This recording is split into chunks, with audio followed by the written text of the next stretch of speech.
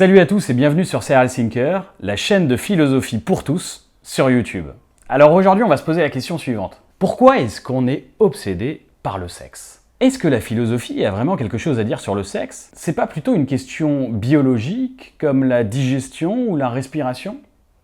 Qu'est-ce que la philo a à voir là-dedans? Eh bien, c'est un peu la question que Sartre se pose dans un très gros bouquin qui s'appelle L'être et le néant. Certes, le sexe est un phénomène biologique qui permet aux humains de se reproduire. En résumé, si vous voulez, le plaisir sexuel est un peu l'appât que la nature a inventé pour nous pousser à nous reproduire. Bon, jusque-là, c'est de la biologie. Et d'ailleurs, si vous voulez plus de détails là-dessus, j'ai fait une vidéo sur le sujet. Alors tout ça, c'est vrai, mais ça n'explique pas pourquoi le sexe prend une place aussi grande dans notre vie. Le sexe est omniprésent dans la vie humaine. Depuis les pubs pour yaourt jusqu'au manga, en passant par la musique ou le cinéma. I just reached for some Jansen's yogurt.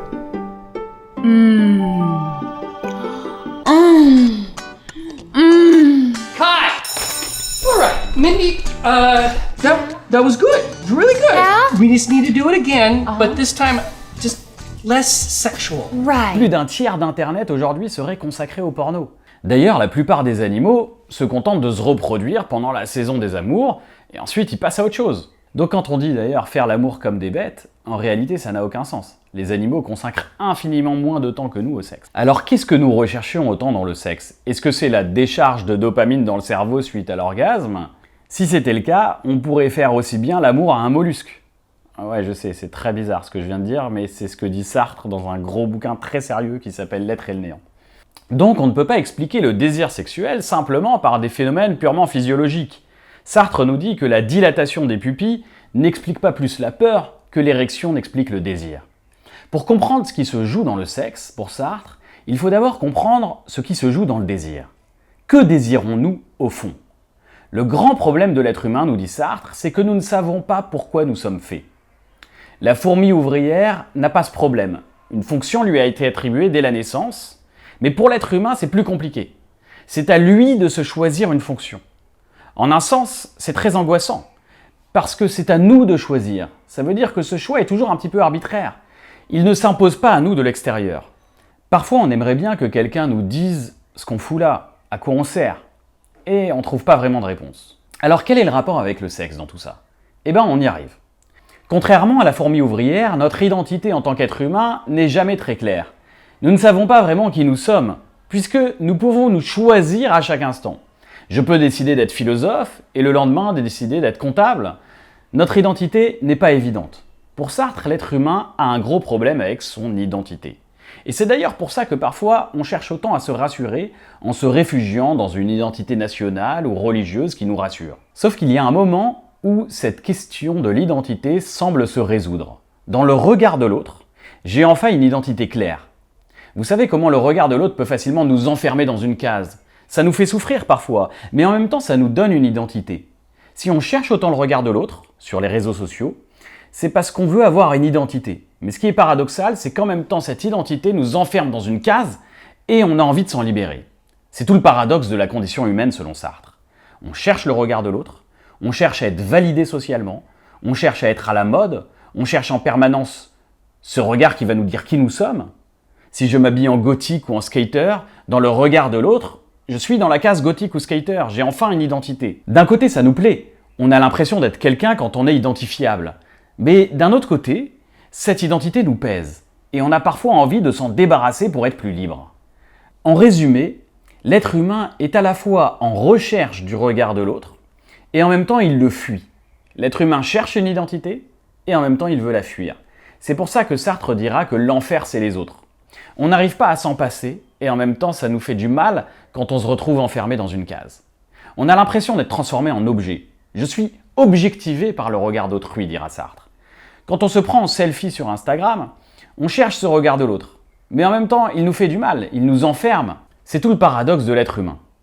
On existe dans le regard des autres, dit Sartre, mais du coup on devient un objet. On braque son regard sur quelqu'un comme on braque un flingue. On tue sa liberté à chaque fois qu'on l'enferme dans une identité déterminée. On le prive de sa liberté. C'est ce que Sartre appelle le conflit des consciences. Quand je te regarde, je te transforme en objet, je t'enferme dans des caractéristiques déterminées, parce que je ne peux pas accéder à ta conscience. Je ne peux pas rentrer dans ta conscience et ressentir toute la complexité de ton esprit.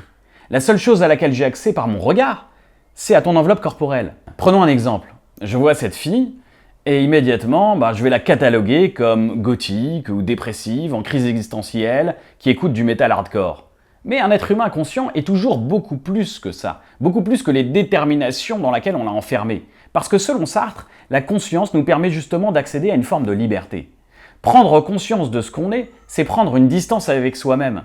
C'est pour ça que pour changer un comportement, il est impératif d'en prendre conscience. Prendre conscience de soi, c'est déjà échapper à toutes les cases dans lesquelles autrui nous a enfermés. C'est pour ça que l'enfer, c'est les autres.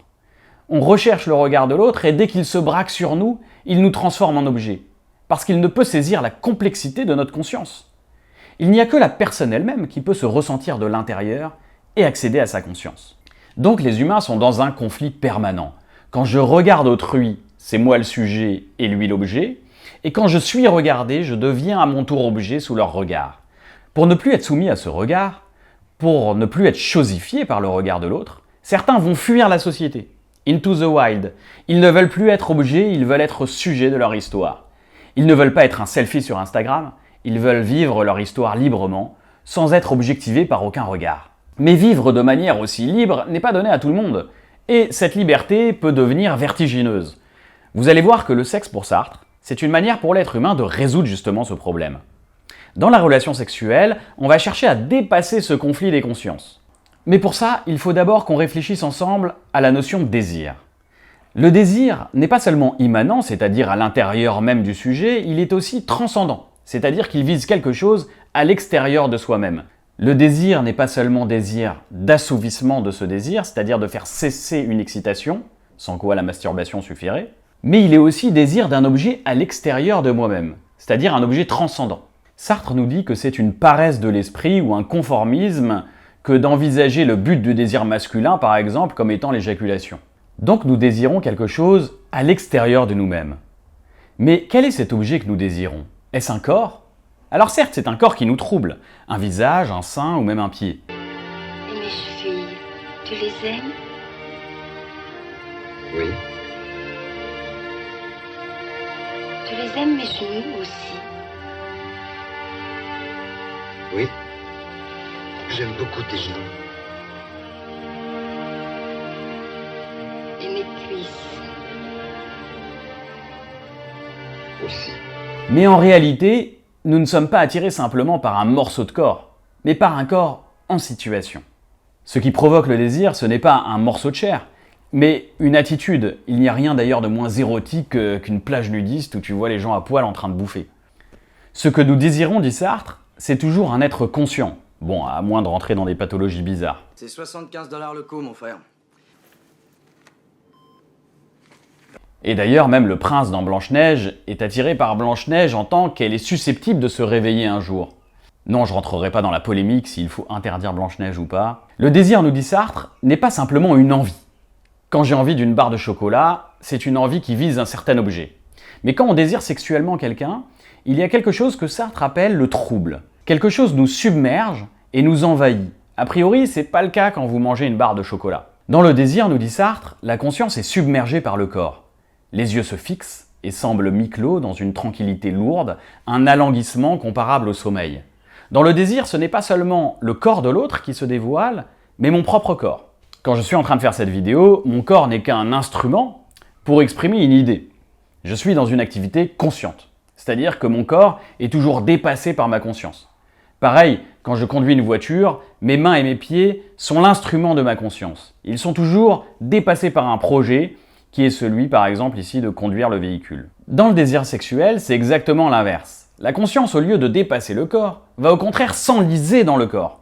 Quelqu'un qui serait trop conscient ne pourrait pas désirer ou susciter le désir, parce que pour désirer, il faut se laisser aller, il faut lâcher prise. Et c'est tout le sens de la caresse, selon Sartre. Il s'agit de ramener l'autre dans sa chair, c'est-à-dire de le saisir dans son corps pour que sa conscience s'absorbe dans ce corps. En ce sens, le désir est une conduite d'envoûtement. Je me laisse aller à mon corps pour que tu en fasses de même. Il faut donc deux choses pour qu'une situation devienne érotique.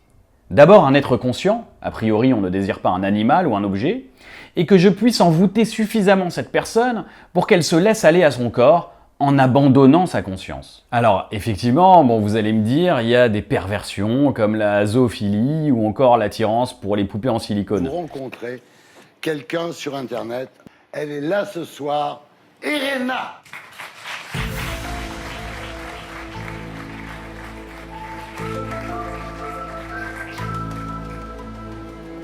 Mais c'est dans la mesure où la personne prête une certaine forme de conscience à sa poupée ou à son animal. Ce que nous dit Sartre, c'est que dans le désir sexuel, il faut que la conscience soit bue par le corps comme l'encre par un buvard. C'est tout le sens du striptease, nous dit Sartre. Les imbis symbolisent la conscience. Quand on a conscience de soi, on ne se promène pas nu devant tout le monde.